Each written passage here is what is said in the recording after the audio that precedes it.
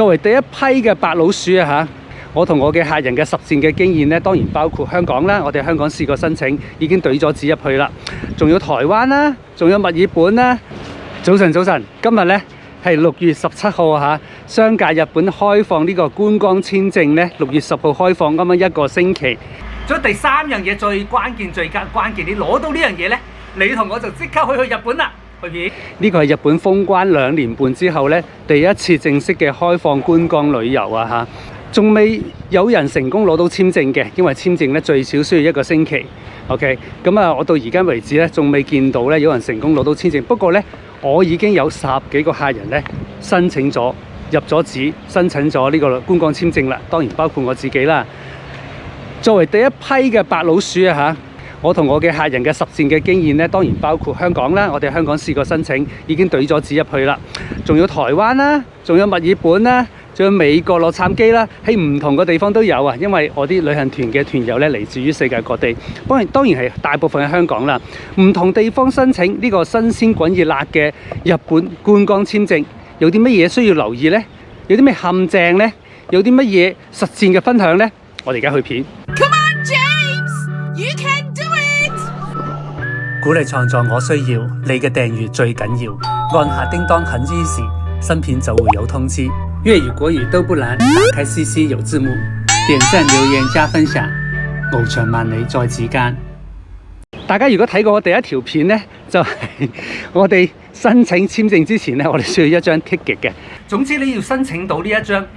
好似我哋去Charlie's Chocolate Factory 咧一張金票啊 ，OK， 你已經可以申請到簽證，你已經可以入境噶啦。一張金票叫做受付製證 ERFS 呢一張證件咧，我自己啲旅行團嗰啲客咧，全部都攞到啦，因為我啲團咧全部都成咗團啦，多謝大家嘅支持環島嘅45天團咧成咗團，嗰5個省團咧即係北海道一個、九州一個、四國一個、關西一個同埋東北地區一個，5個團全部都成咗啦，6個團啦，如果你加埋45天嗰個，全部都成咗團。咁我自己啲團友咧，全部都攞到呢一張 ERFS， 所以過去嗰1個星期咧，我做咗好多張金票啊，做咗好多張呢個 ERFS， 日文係叫受付製證嘅因為我幫佢哋申請咧，喺日本申請呢張 ERFS 咧，其實最快咧1個鐘頭都攞到。不過咧要留意下啲名咧，好容易串錯。我唔知點解，因為我申請咗10幾張入邊咧，有4張都串錯咗客人嘅名嘅，全部都要打回頭重新做過。咁啊，如果大家收到呢一張 ERFS 咧，緊記就 check 清楚自己嘅名啦。首先我哋分享香港個 case 啦。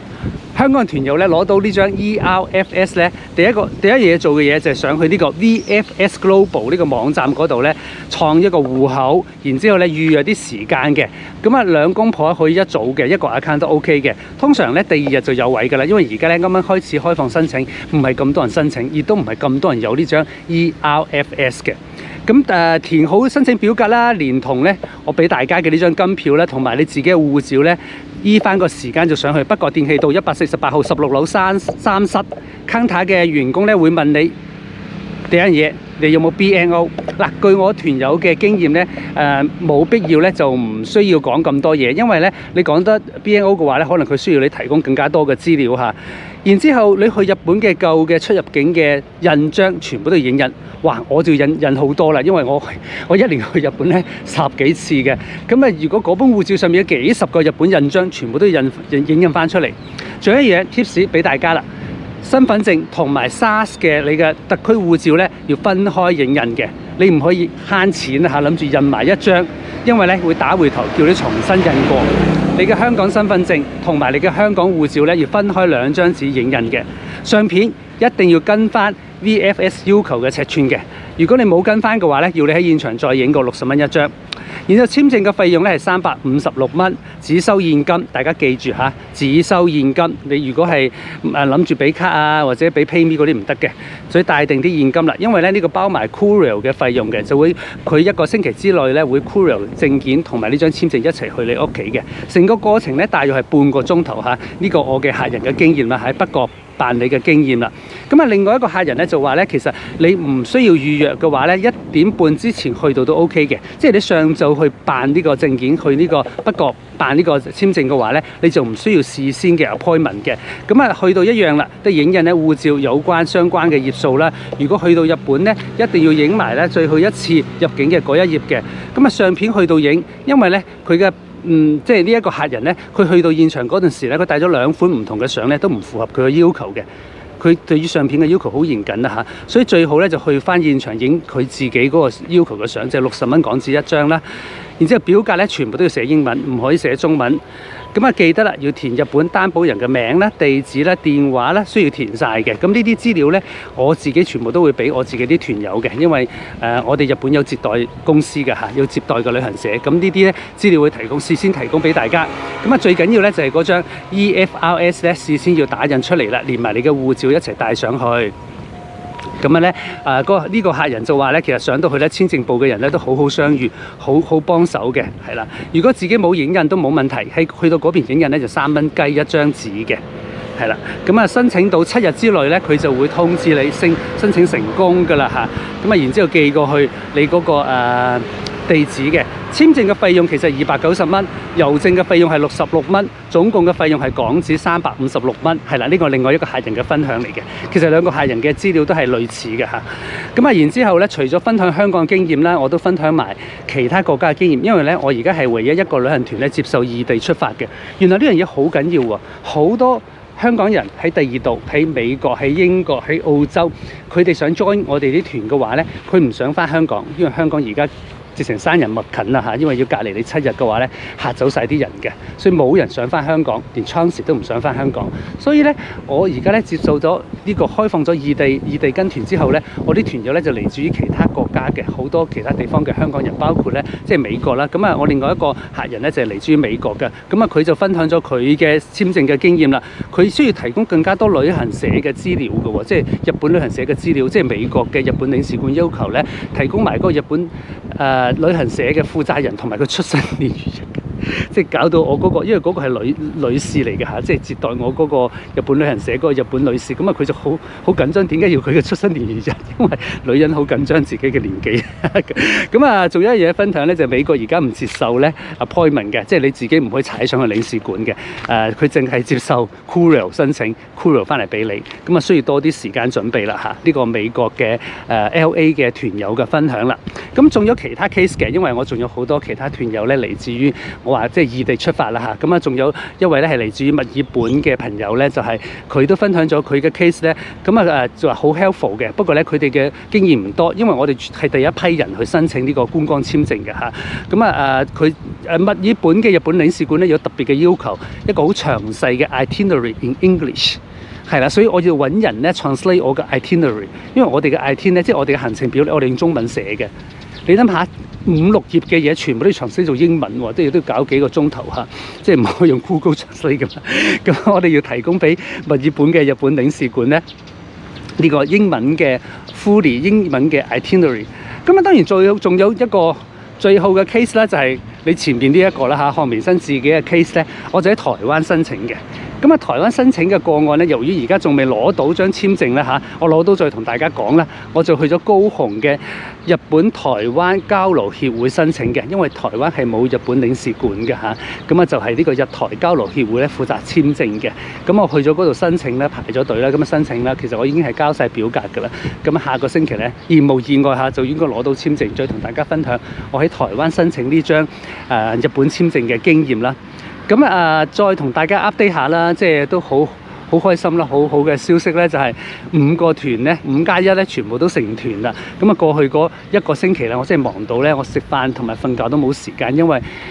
每一個團友都有自己嘅要求。咁啊，於是乎咧，我哋就開放咗一個 bespoke 嘅 tour。bespoke 咧即係 tailor made 啦嚇，我哋叫做即係客製化嘅過程。我哋而家就俾我哋啲客人咧 stay behind 嘅。咁因為好多人咧即係太耐冇去嘅日本，大家知道日本係啱啱咁被選成為全世界最受歡迎嘅 destination 嚟嘅。咁好多人都想 stay behind。咁 stay behind 點做咧？即係我哋而家咧都會安排團友咧可以自由地，最後我哋跟完團之後嚇，佢淨係安排一個 stay behind 嗰啲行程唔得嘅，佢一定跟晒我啲團咧，跟咗我啲是但一個團啦，或者係跟晒嗰45日，佢要 stay behind 嘅話咧，我哋去安排一個聽咗煙俾佢嘅，我哋安排一個天成員俾佢，咁啊又係導遊又係司機，識講中文，就帶即係佢可以陪伴佢喺東京啊、大阪啊，你想去邊度都好啦，去嗰度 shopping 啊、行街啊，即係行程就你自己定啦。呢個咧就係我啲團友最開心嘅地方嚟嘅，因為原來大家都好想 stay behind 喺日本啊。咁啊，其他旅行社據我所知而家係冇呢啲咁嘅安排嘅。咁因為我哋係小型旅行社啦，咁我哋係 boutique agent 啊嚇，咁啊我哋每個客咧都好尊貴嘅，每個客我都覺得好重要嘅。咁啊每個客有自己嘅要求，有啲客咧係由澳洲出發，有啲客係每個美國出發，有啲客咧要 join 埋其他啲人，即係喺香港 transit 又唔會入香港嘅境。咁有啲客咧又係想有啲客要想喺 stay behind 喺邊一個城市，全部我哋都盡量幫佢哋安排嘅，包括佢哋嘅航班啦，每一個人都唔同啊，所以搞到一頭煙啊！即係我都未試過，好彩即係有同事幫我啦，有子旅遊我哋有同事幫我啦，我自己真係你諗下，講緊10幾個人有10幾個唔同嘅要求嗰陣時咧，有時真係會亂晒大龍嘅。好彩過去嗰個星期咧，不眠不休咁樣奮戰咧，即係滿足咗客人大部分嘅要求咯。所以哇，我真係好感動啊！琴晚咧有個客人咧就打電話俾我話好多謝我，即係話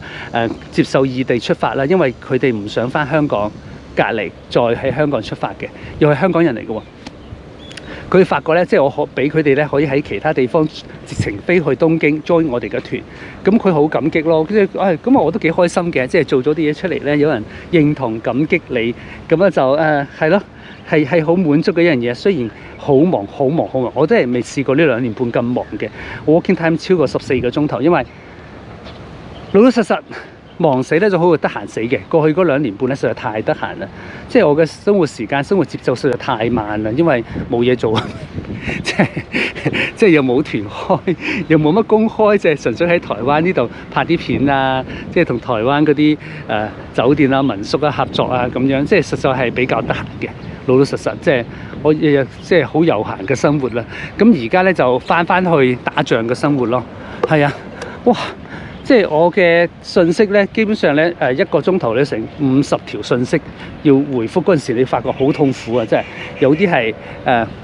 WhatsApp 嘅，因為 WhatsApp 大部分我哋香港朋友啊、美國都用 WhatsApp 嘅。咁有啲係用 Line 嘅，我仲有台灣嘅團友報名啦，係用 Line 嘅。跟住仲有呢個用微信嘅。OK， 咁大陸嘅朋友啦，或者係日本人都用微信嘅。